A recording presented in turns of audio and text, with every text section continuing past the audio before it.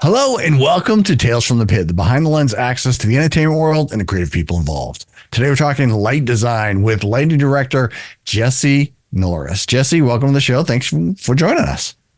Thank you so much for having me. So I want to talk about a bunch of stuff, a bunch of the tours you've been on, and a lot of the stuff you've been doing, and all that sort of fun stuff. But if you don't mind, we like to usually start off with a little bit of a background, if you will. Maybe was this the direction you always wanted to go in? How did you get into this industry? What was your history? Yeah, no, I knew that music in an aspect would be a part of my life, but I'm not a tech nerd. I have no background in any of this whatsoever. I got my degree in something completely unrelated, and I loved going to shows. I loved listening to bands. I loved listening to all kinds of music when I was in college, because that's what got me through college. And so I was able to network with a lot of the different bands that I became friends with. And within the kind of greater Cincinnati, Columbus area, pretty much I was taking pictures. I was learning how to play the drums. So I was really into all kinds of aspects of music. And these bands would kind of find me and be like, hey, we need someone to take our pictures, or we just need someone to kind of help us get our stuff off the stage and maybe just hang by our merch bar and help sell merch, And so I would just do stuff like that. And eventually I wanted to learn how to work on a stage. I wanted to learn production. I wanted to learn how to use different consoles. I wanted to learn how to plug in a speaker, how lights, I wanted to know everything. But because of my drumming experience, it's not really serious drumming experience, but it is a very desirable hobby I have. It led me into lighting, because my mentors that I had, when I first started doing this, they encouraged me to do lighting because of my drumming background. It helps with lighting. It helps with being able to predict certain tempos, predict certain breakdowns. It's almost effortless. It's seamless effort for me. And I'm very grateful for that. And my very first mentor, Robin, she pretty much told me never say no to a gig, even if it pays close to nothing to do, just do it. And I did exactly that. And so through her, I met this guy, Mike, who owned his own company. And we just worked at these dive bars, outdoor amphitheaters. And I was able to meet a whole lot of people from the area, which led me to work at a local club here at Cincinnati called Bogart's. So I worked there for a while. And then that's how I started to tour. Even though the pandemic happened, I had some downtime. I was able to work at a production company where I was able to land a Chappelle gig. And then from there was when I started touring. And I haven't gone back since, and it's the best I've ever felt, and absolutely love being on the road. Nice. Yeah. And there's several things I want to talk about in that, but I forgot to mention that we also have co-hosting today. WSCA Mixtape host Bonnie is here as well. So I've completely forgot to introduce Bonnie as well. So Bonnie, feel free to jump in as you need be, but listen, if you don't mind, I just want to jump back and talk about a few things real quick. So drumming, definitely when it comes to, I do a lot of music programming and stuff like that. I'm not a drummer myself, but I certainly have a kit and I can barely understand, I can barely work it, but the timing and the dynamics and, just the flow of the rhythm and stuff like that really, really, really directly relates to what you're displaying if you're doing lighting design and stuff like that and sound and all that stuff. So yeah, I agree that having the drumming background is really, really helpful for you to be right on your marks and stuff like that. And I'll also add that you actually because have I don't know all the music. You don't know all of the music in the world. So if someone hires you to be like, hey, can you run our lights? It's like, sure. And you just pray to God that it's a decent light show. And it's helpful when you have practiced on a kit and know a thing or two about tempo and when a band might do something spicy or not, Yep. And you also have, I'll add that you have some pretty kick-ass drum videos on your Instagram as well, where you're rocking out to some pretty killer stuff. So it's your drumming is not. Thank you.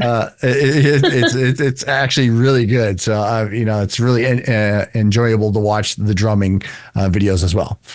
But anyway, so drumming was your thing. Did you ever try to pursue more full-time drumming? No, I played instruments when I was younger. And then I kind of got into sports when I was growing up with school and all that. But I wanted to learn an instrument again because when I was in college, I had a bunch of roommates that had pretty much, they could play piano, they could play the ukulele, they could sing, read music, they could do all that. And I was like, oh man, I need to pick something up. And so I chose the drums, something I always wanted to do. It was something I always thought was so cool. I thought that, when I would watch like Josie and the Pussycats, like I would think like, man, those chicks are so cool. And that's a chick drummer. And I'd watch, there was a show that I watched with my family called Rockstar Supernova. And I remember watching Tommy Lee play on the drum kit. And I just thought he was the coolest looking thing ever. And I wanted to be that. I just wanted to learn songs and play them. I didn't have any really desire to be a serious musician because I wanted to be able to do multiple things in life. And I don't have the time to commit myself to a band. And I would feel bad if I did because I would kind of have to leave a lot because of my touring schedule. So this is just a very soft hobby. And I've had people in my life teach me how to, properly grip and how to do, some practice exercises and stuff like that. And yeah, right now it's just something that I do for fun. It's not a serious thing whatsoever. If someone were to ask me to drum tech though, I could probably take the challenge. I think that'd be fun. You're surrounded, with the bands that you tour with that we'll talk about in just a bit. You're surrounded by tons of musicians. Sure. So it's, you can always, maybe you guys could do a little bit of a, sound check band or something like that as well. Oh, I've been dying to. There's times where Tom and Brian, they'll do their sound check parties. But I've got so much work to do that I have to make sure my work is done before I can goof around. Now, there have been times I've had help check the kit, though, because Brian does production, front of house, and he's the drum tech. So there's times where when he can't be in all places, I'll help him out. And I'll definitely get behind the kit when he asks me to. So I feel like I'm a little lost. Who's Brian? So, yeah, I get Brian Hardiswick. Oh, yes. So Brian Brian Hardiswick is my production manager in this moment. He's a front of house engineer for multiple bands, but primarily for in this moment, he's kind of the glue that holds us together. I would call him. He tells me what to do, and I say I'll do whatever you tell me to, drill sergeant. So that's kind of our relationship, and we problem solve like crazy, and we always figure it out. And we've had COVID hit our camp. We've had, death in the families hit our camp, stuff like that. And we've always been a success. We've always managed to successfully end the tour. Awesome. So are you guys on tour right now? We will be going back. So I will be going back out with them for the Godmo tour. That starts April. I want to say, I have to predict it's the end of April. I promise it's the end of April. I can't think of the exact date right now, but because I'm thinking about the dates that I have to go out for pre-pro and all that. But the actual tour, I don't want to say starts until like the 27th. Yep. So I'm gonna ask a couple of questions because I don't know anything. Yes. So what's pre-pro? And then what is it like for you, on just a regular day for you on tour? What does that look like? Pre-pro is short for pre-production.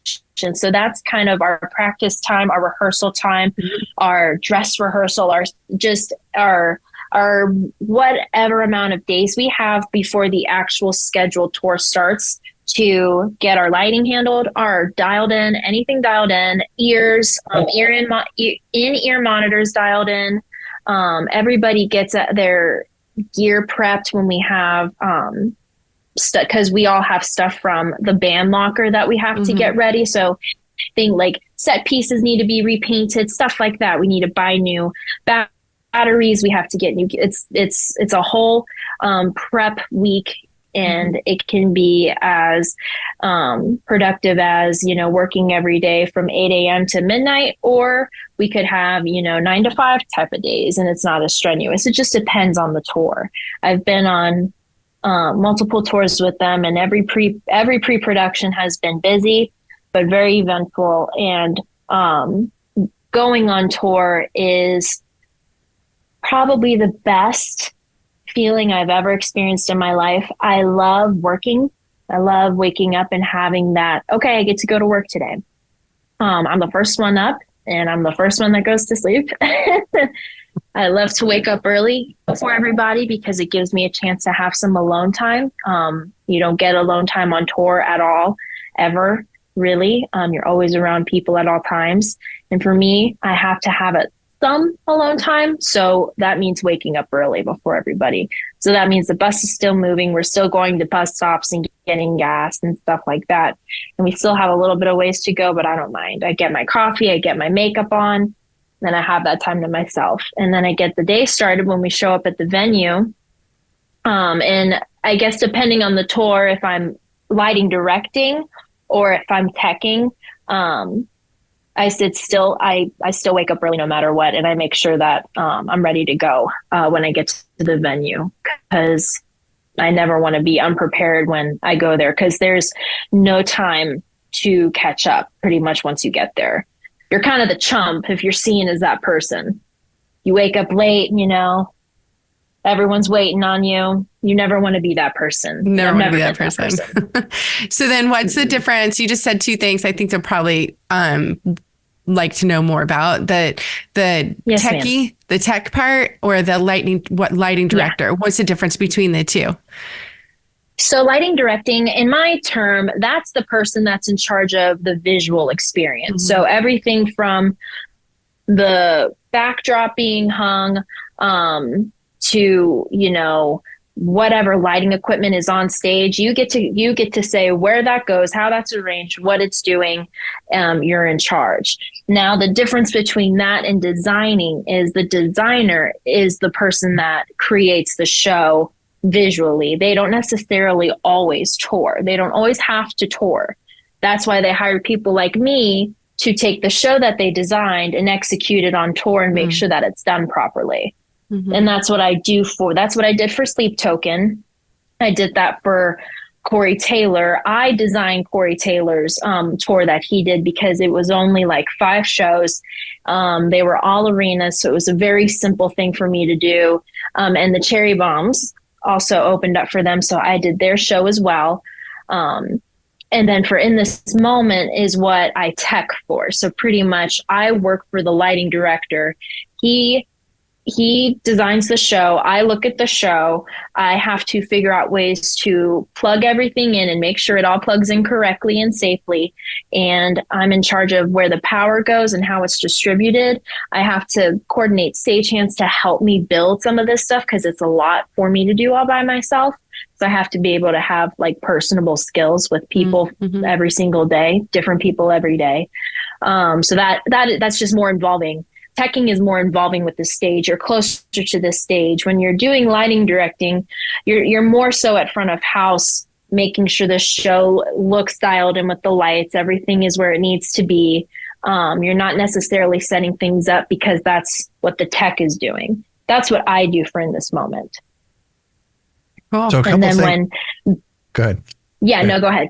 That's all I had to say about that. Oh, okay. Yeah, I just wanted to add a little bit of context here. So if anyone is not familiar with In This Moment and Sleep Token as well, they have very elaborate stage setups, and in this moment has a lot of wardrobe changes between songs. There's a lot of weird lighting stuff. There's a lot of fog. There's a lot of effects, visual effects and stuff like that. So in this moment is a very complex show. I assume it looks complex.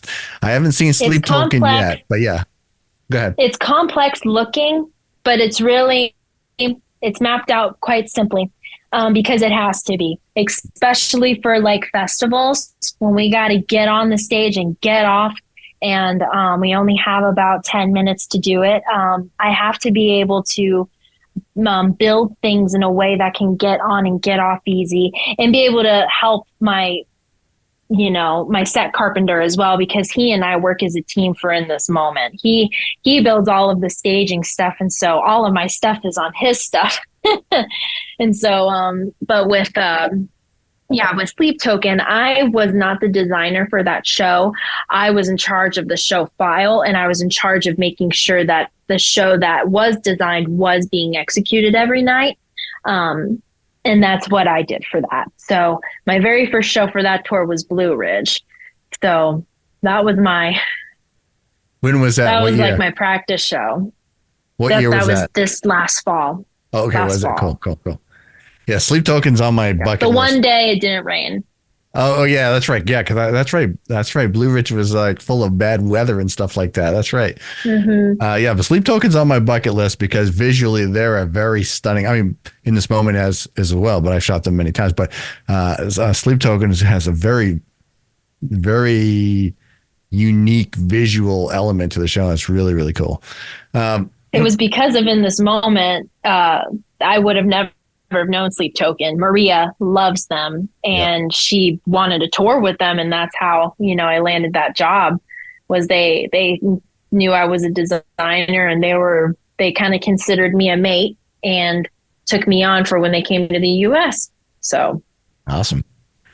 So there's a bunch of stuff I want to just jump back real quick, and then I want to come back and hit a bunch of stuff. Sure. You said a bunch of things that triggered questions. Now, going way, way back, you said your first gig was Chappelle. Was that right? That was not my first gig. I would say like my first serious gig. Absolutely.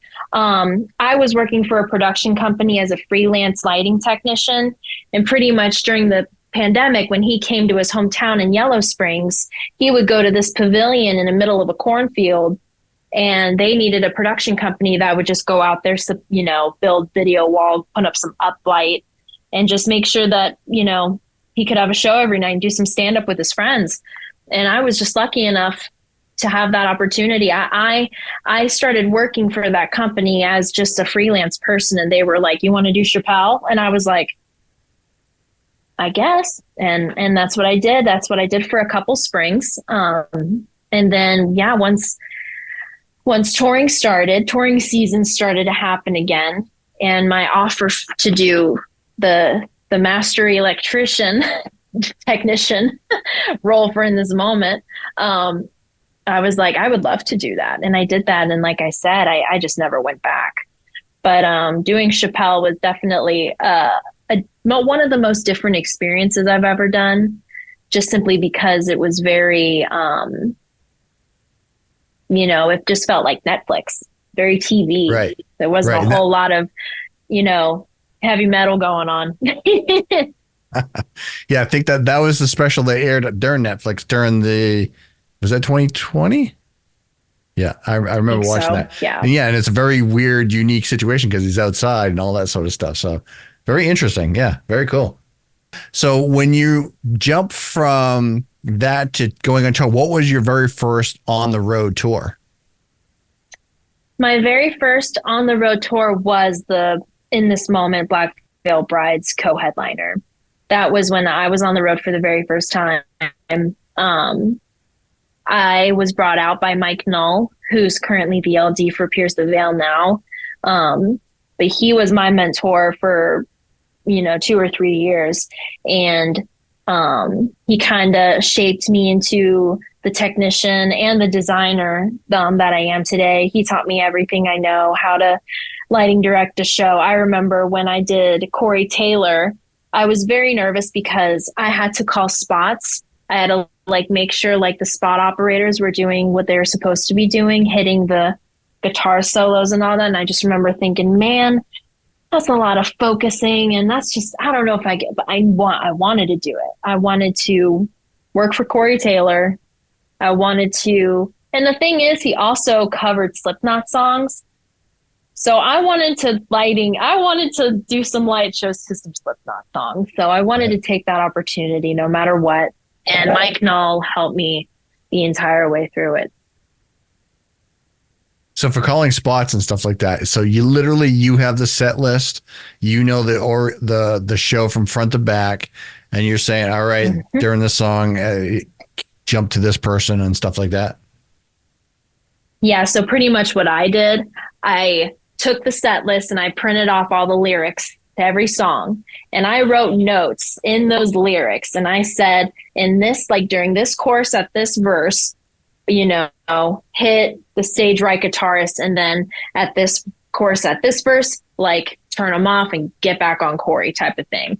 And I would write these notes down and I would execute them during these shows. And oh man, I was so grateful because I work with a lot of professional spot operators who have done it before. They know the deal, they know what to do, and they're not absent-minded when it comes to their job, and that was very helpful. So I was very lucky to have that.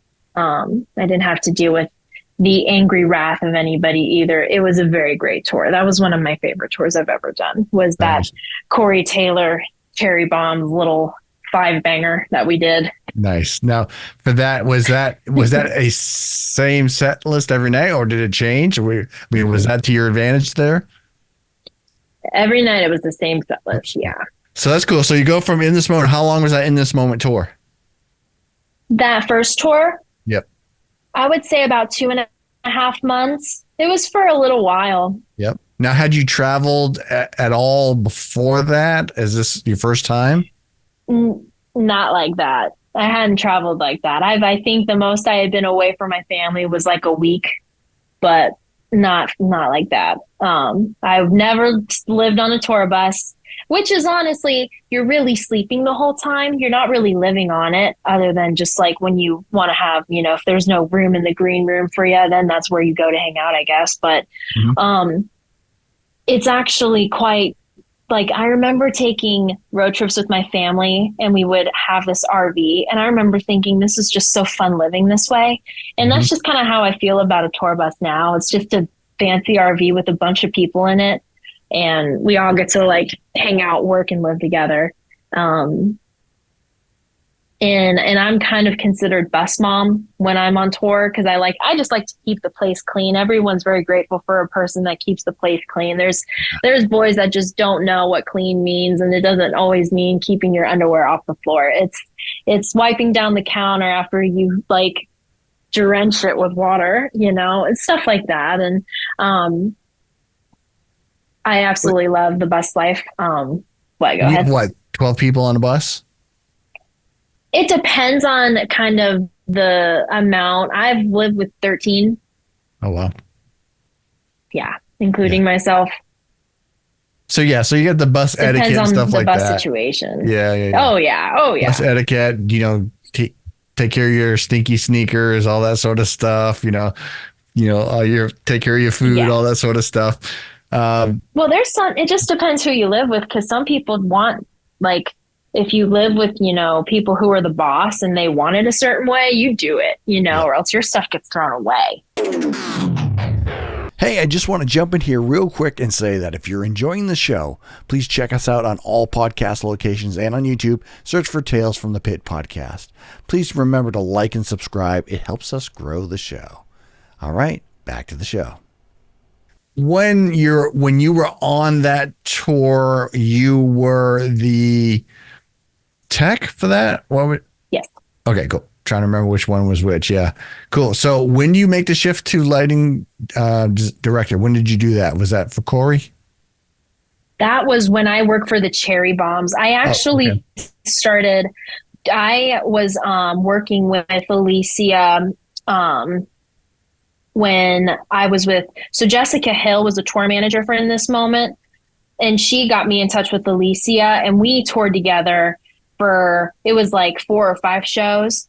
And it was just a very small tour, and it was the McCalvaray show, and they pretty much gave me all the freedom to do whatever I wanted, and that was the best experience ever. And so from there, I got in with the Cherry Bombs, and pretty much they were like, if we ever go back out again, we just want you to do our lights. And then they ended up touring with In This Moment. And they were like the opening set, which was a 30-minute set. So I did their lights and did their show, and I would bring a show file for them every night. And I love doing that. But I did lights for the band Dead, Maria's, Joe. Yep. I did their lights when they were opening up for us, when we were doing the tour with Bad Omens. Yep. And I fell in love with that band, Dead. I fell in love with them when I saw them live. Their energy was so much fun. And I fell in love with all of those boys, and they're all so kind. And they were kind enough to hire me as their LD because I learned their songs. Like I knew them, in and out. And then I was very honored to be at the console giving them light shows. No, that was great. So I wanted to keep doing that. I like doing light shows for bands that just want me to just do whatever they want me to do and have fun with it. And that's what Corey let me do. When he was with his band, he let me have fun with it. He made sure to make sure Alicia would have fun with her show too. And I would give her whatever she wanted. And that was great. So I think, I'm not 100% sure, but I think that was the show where you guys closed in Portland, I think. I can't remember if that was the one or not, or if that was the tour or not, with Bad Omens and Dead. I don't remember which year that was. But one of the things what's that? We were definitely over there. Yeah. Was that our last show? I think so. I think so. And when I was talking with Brian, one of the things he was saying is you guys had just had a smoke issue in New York, maybe, where you had to shut down the show or the fire department came in. Oh, Brian told you about the worst day of my life. Well, that's where I'm headed. I can't believe that came up. Tell me about your worst day of your life, if you don't mind. Oh my gosh. Oh, I was betrayed. That is what happened. I was betrayed. No, it's just one of those situations. We had we needed a guy to help fill in being an LD because Mike was gone for a little while for nothing more. And we just needed someone to do a 2-week run. It was 2 weeks with Bad Omens. And my LD, I won't name names, but he ended up leaving me. He left me on the very last show. That was the Portland show. I was very much willing to take over because I kind of knew that I was going to probably have to. He had given me signs that he was flaking, and he was having substance abuse. He was having issues with that, but he was giving me those signs of he was just going to bail and he was not going to give me any sort of warning. So I was very mentally prepared. I made sure to look at the show file at least once or twice just to make sure, just in case. And he did. He left me on that very last day. We unfortunately had a late load in because it was Sunday. So I was, a couple hours late to load in. And so once I got done building everything, by the time I got to front of house, we had a fire alarm go off for absolutely no reason. And I wasn't doing anything. I had my fog machines turned off. I wasn't running haze, wasn't doing anything, but it just went off. No one was vaping, I don't think, because that East Coast rules are very strict. Yeah. So I'm not quite sure what the deal was, but either way, we had to, that set me another half an hour back. And not only that, Maria wanted to have a meeting with me and talk about everything, make sure I was capable of doing this. And, because we couldn't find a fill-in, we couldn't find a person to, come and do this show because, I wanted to take the opportunity to see if I could. And I had the help of the house lighting director help me through it too, because there was a couple things I wasn't able to do by the time doors opened. And those setbacks were such a bummer, but I did what I could. We still had a show. She was happy by the end. It was by the time it was over. Then we got through it. But I never had felt so stressed out before in my life, only because Maria has very high, like, she just wants her show to be perfect. And I respect that about her, you know? And it's a bummer that, unfortunately, that we had this guy not be able to just give us one more day, regardless of the problems that he was having. He just couldn't give me one more day. But we did it. We got through it. Yeah. She got her light show. And I'll be completely honest with you. From a fan perspective, it was nothing was noticeable. Nothing was noticeable. I mean, as when you're paying for a ticket to see a killer show and you know what you're going to get, it was exactly what you expected. So it was awesome.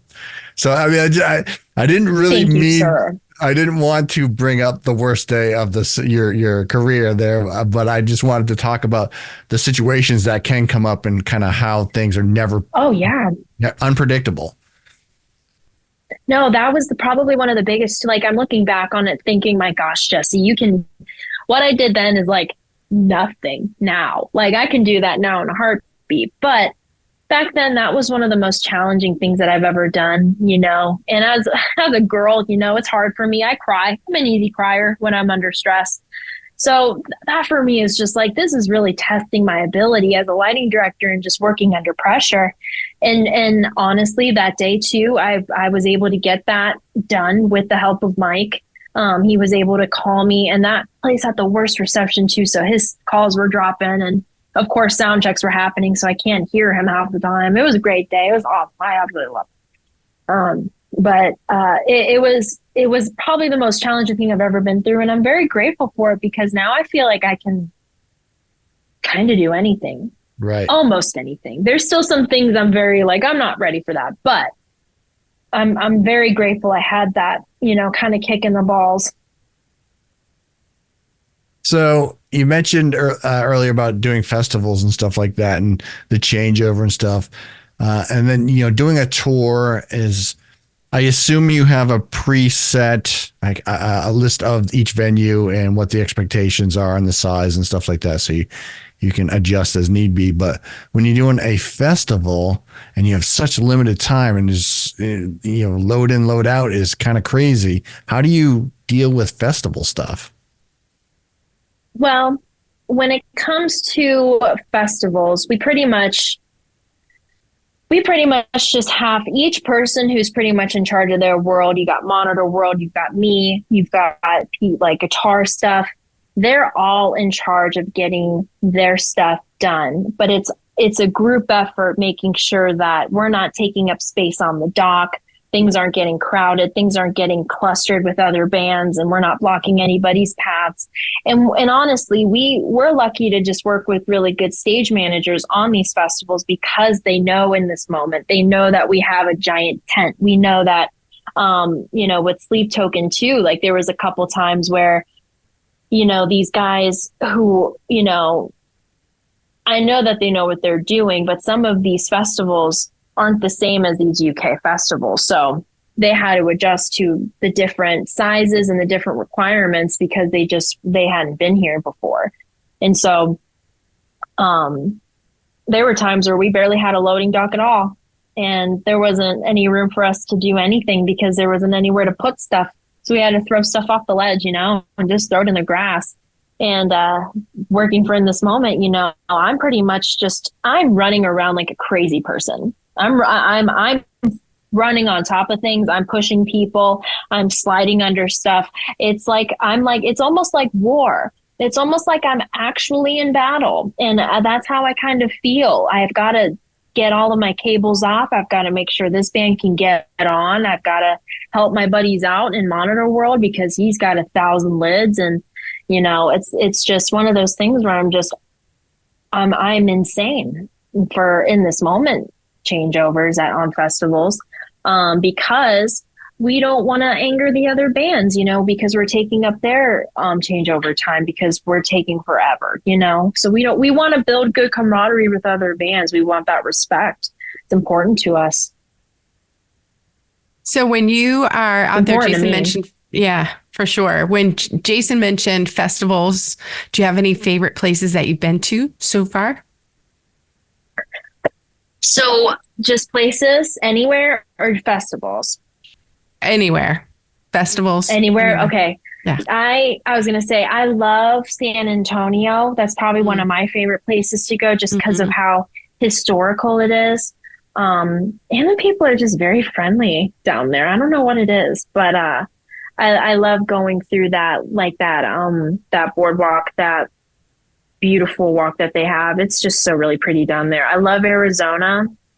I just love out west. I love that area.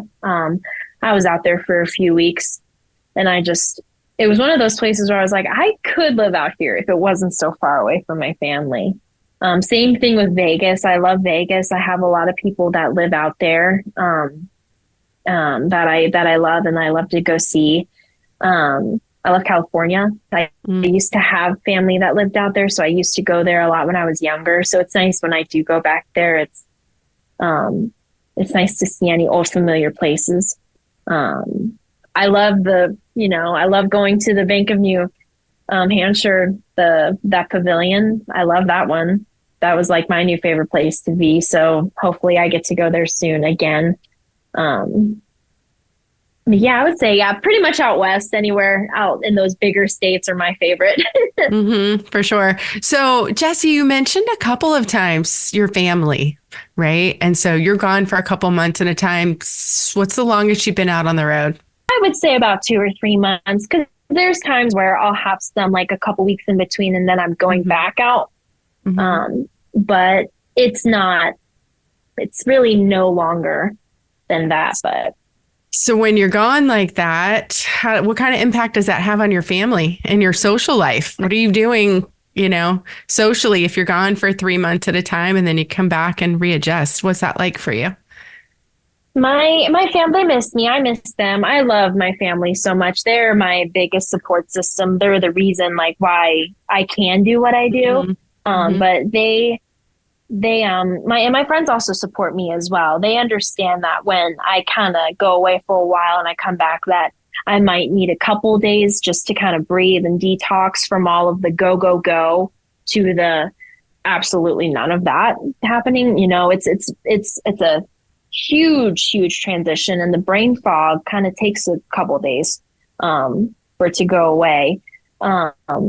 But I've had a lot of good friends stick with me over the years, and I'm very grateful for the friend group that I currently do have.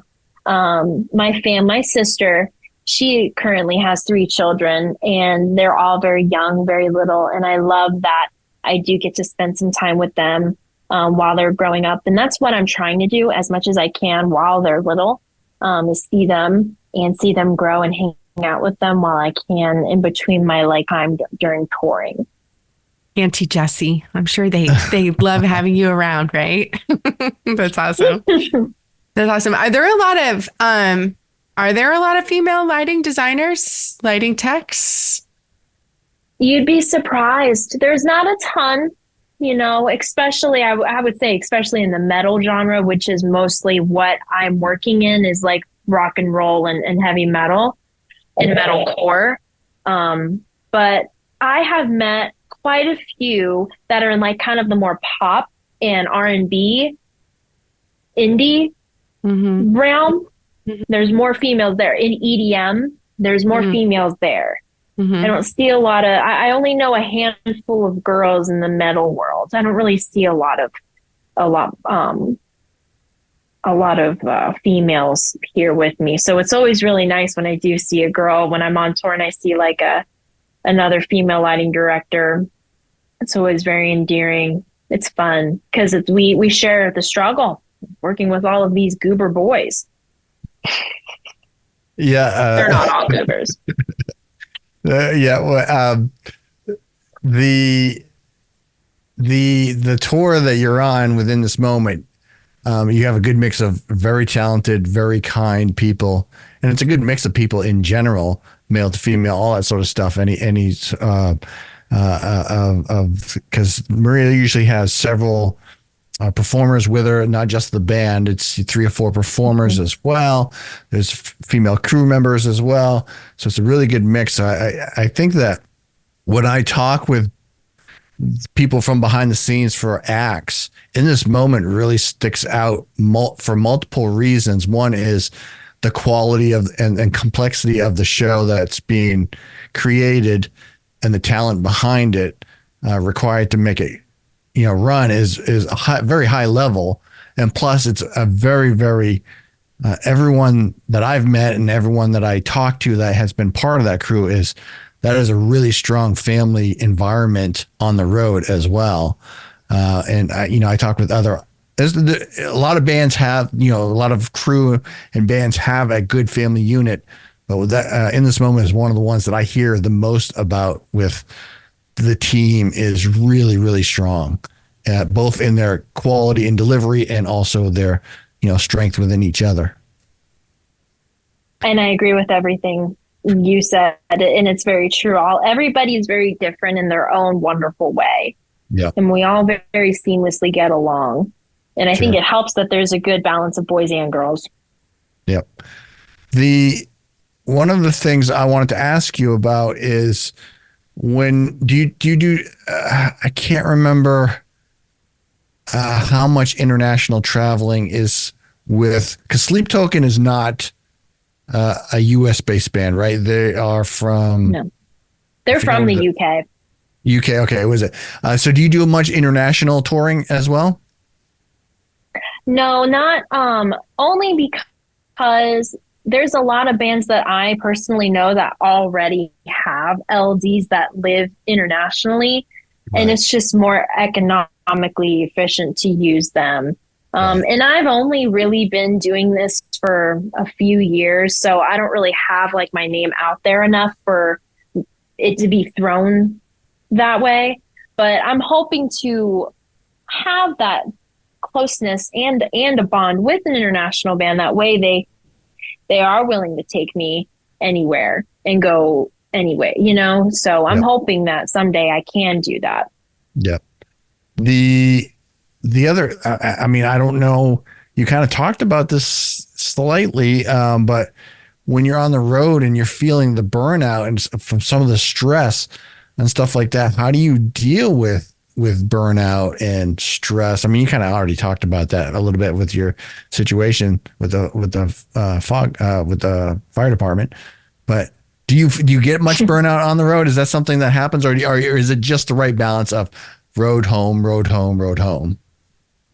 I would say it's more like I don't really get burnout because I truly love doing it. I truly, really love being on the road and working and being around those people. They're my family. I enjoyed Sleep Token. I enjoyed working with the Cherry Bombs. Like, I don't get burnt out. I get frustrated. I get those moments of like, okay, I need to just be away from everybody right now. So like, for example, on off days, I'll probably go and do something and I won't necessarily tell everybody where I'm going or what I'm doing. If I need to go to the store and buy something, I'll just go and do it. I won't necessarily like put it in a group chat or anything. But there are some days I do want to do something with everybody. I want to have like a pool party. I want to go on like a dinner, whatever. There are days I want to be like, or like watch a movie in the back lounge on the bus. Like I want to do that. But I do have those days I just need vicious alone time because I feel as if I don't, I might kind of have those moments of lashing out. And I do. I've definitely been kind of a brat sometimes. And I think there's times I just genuinely just need to be alone for a bit and just like not say anything to anybody for a while. And that's why I wake up early on the bus and I have about an hour or an hour and a half just to myself. I don't have my radio on. The text messages aren't flowing. No one's talking to each other because everybody's sleeping, So what I do when that happens, I try to wiggle in those ways of alone time. Not a drinker. I don't do that stuff. So I don't really try to do that stuff, but it's definitely just something that I like to do is getting my alone time. And I take naps. I'm a napper. I do that about an hour every day on a work day. I'll take about an hour nap. There's always time before doors.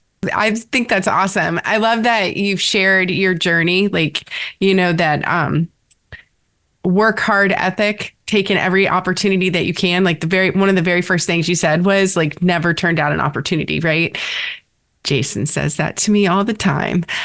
So yeah, you take, like taking opportunities. And I think that that's when I think about somebody listening to a podcast like this, right? And we're talking about somebody who's where you are in your career and you're like, I'm just getting started, right? You said, I'm just getting started. You've taken every opportunity that you can, all these I call them stretch assignments, right? We stretch ourselves a little bit further and, this feels a little uncomfortable, but you keep going for it. And I love to hear about your journey that got you to where you are right now. So I'm curious about what are you up to for this year? What's going to happen next? You said you're going out on tour in about a month or so, but what about after that?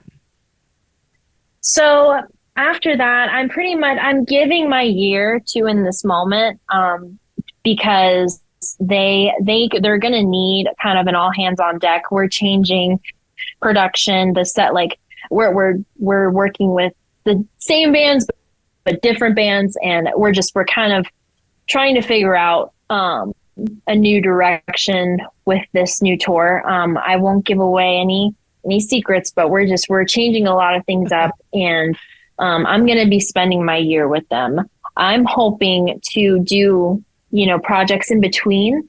I would love to be hired for like if any like kind of medium, just like small level bands want just, light shows and they just need someone to program something simple and give them a cool light show. I can do that on my off time.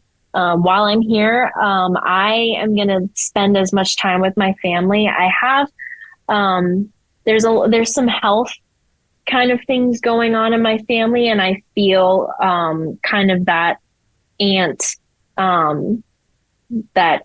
like, what is it? Like a maternal thing where I just need to be there for my family and help them with whatever they need. I've been helping them with all kinds of projects, at the house that they live in. And my sister, just with the new baby, she needs some help. And so I work so that I can take care of my house, take care of my cat, take care of my things, and make sure that my life is stable and good. And then I give my time to my family and I spend as much time as I can with them. I go to church with them on Sundays. I visit my sister. I'm going to go see her for Easter this weekend. It's going to be awesome. Easter dresses. Oh my gosh. Like, let's go. I'm so excited. And I give a lot of my time to my family because, like I said in the beginning, they are my support system. They're the reason why I can do all this. Yep, that's great.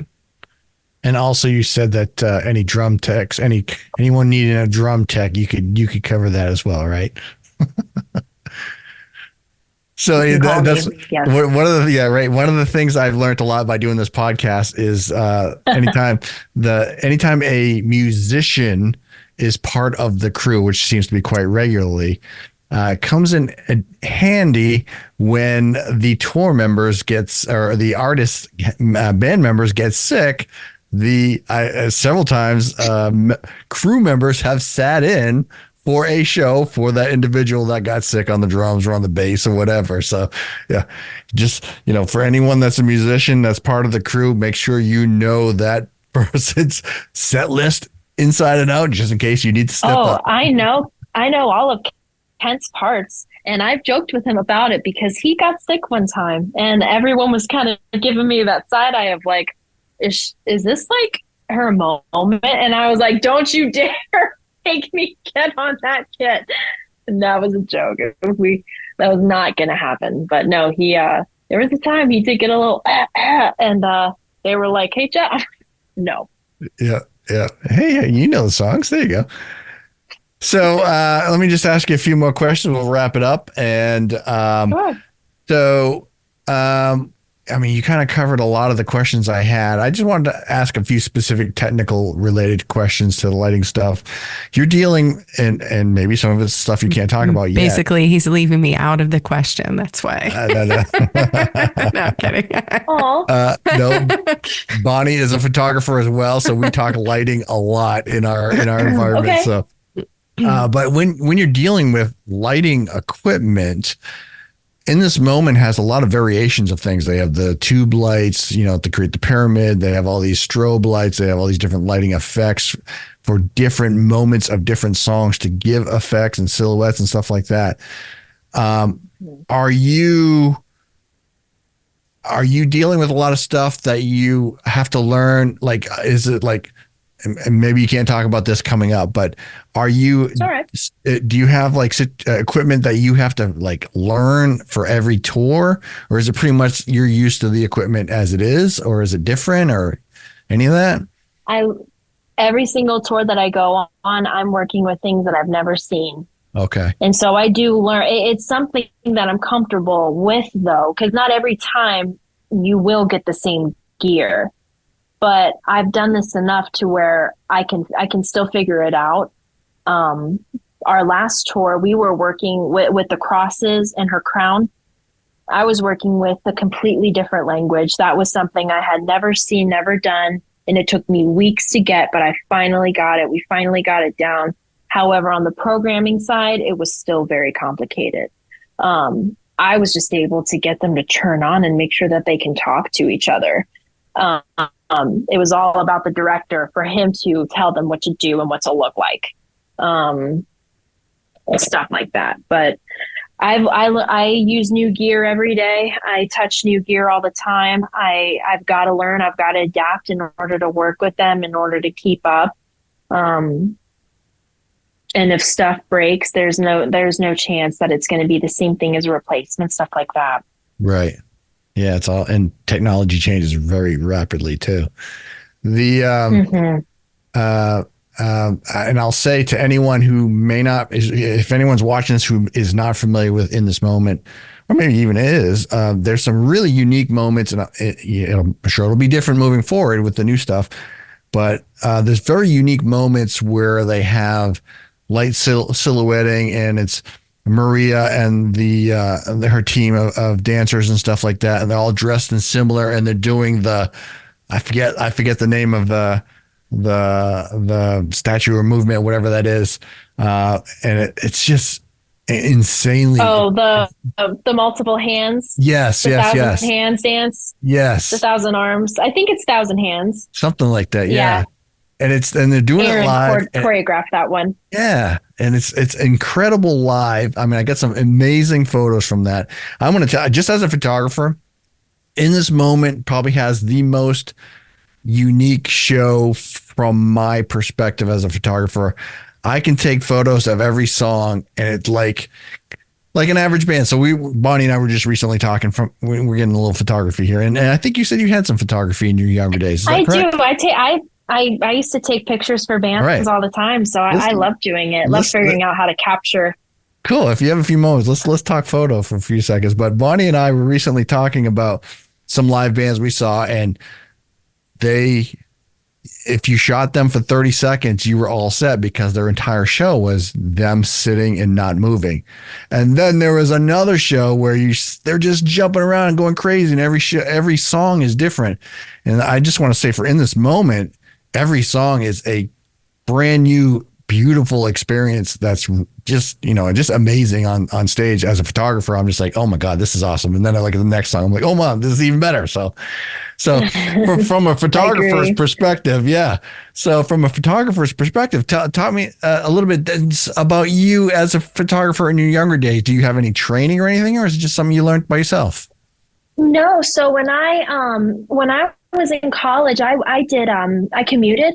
So I was kind of lonely, and I wanted a hobby, and that's why I picked up the drums, and then I wanted to film myself. So I started to use a film. I bought a Rebel T3i, and I wanted to just do videos. And then I started buying things. I got a microphone, I got lights.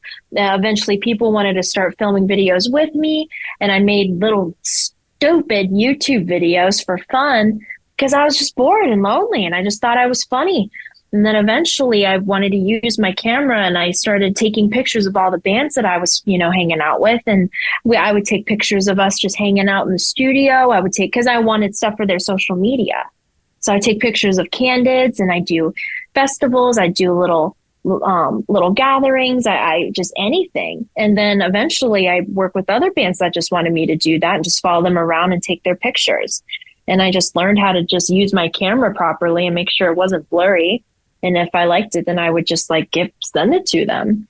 But I stopped doing that only because I was so passionate about working with production and the gear and kind of the grime of it. But there's parts of me that kind of wish that because I love editing. I think I love editing more than I did photography. Because with videos, I could do the transitions kind of with lighting. It's like, your transitions, you attach your song, make your video, and you do what you need to do with it. I love doing that. I loved doing that. Jason's I think looking with for video an editing. Yeah. Really? Looking for a video editor. You said the exact opposite of my thought is I can't stand. I mean, I love editing. I just can't stand getting into it. Yeah. Oh. Do you take your pic? Do you ever think about taking your camera with you on the road when you're on tour? I do. I'm just afraid I'm going to break it. I'm afraid I'm going to be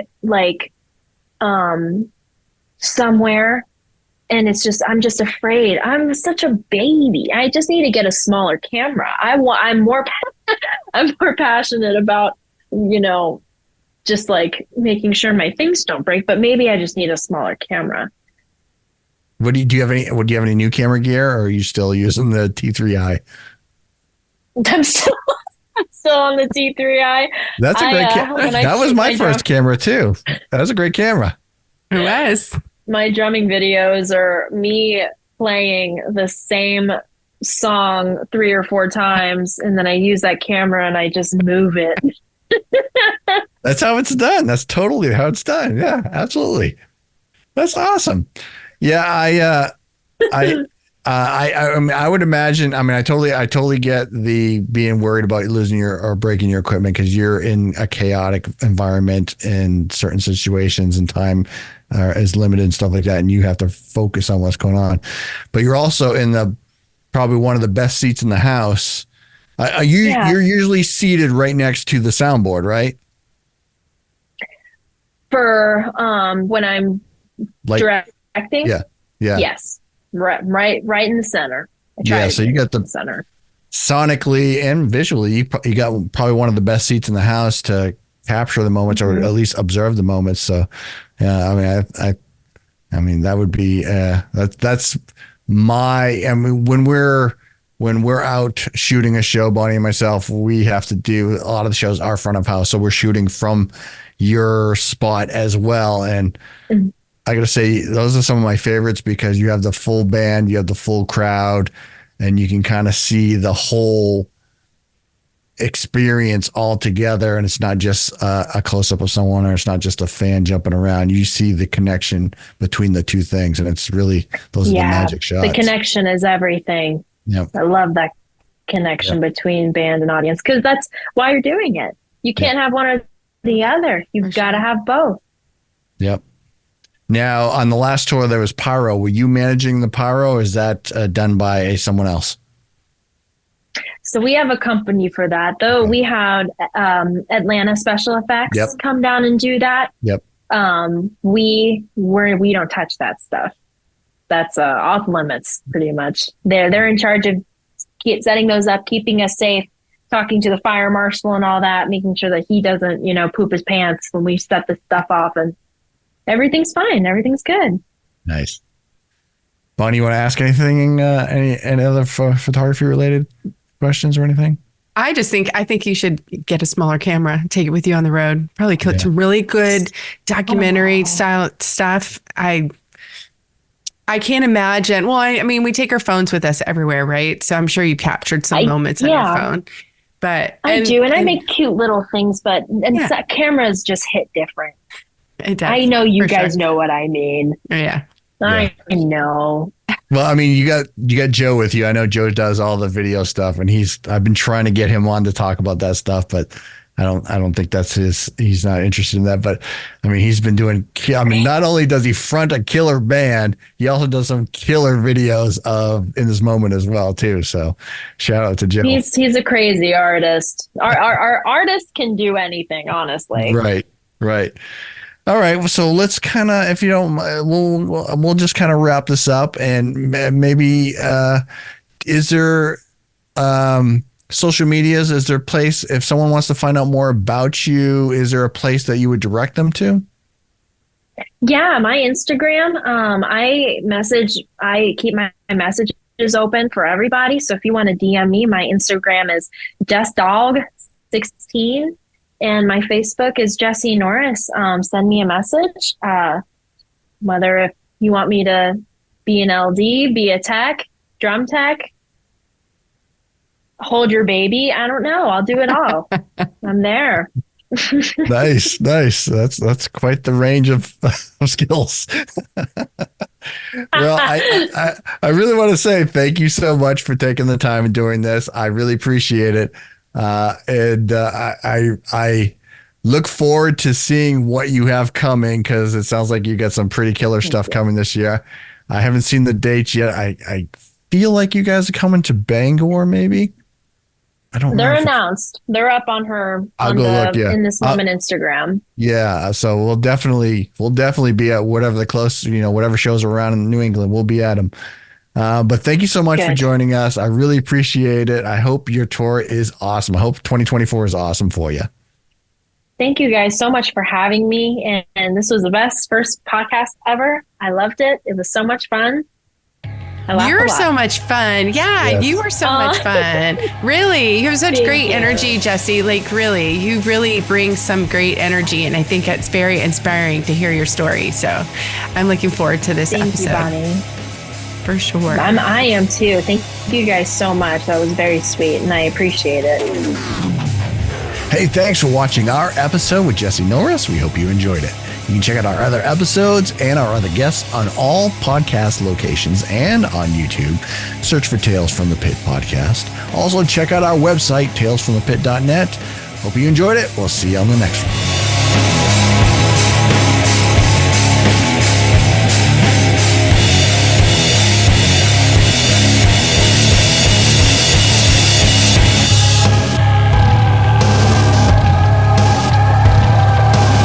This episode was edited and produced by me, Jason Levasseur.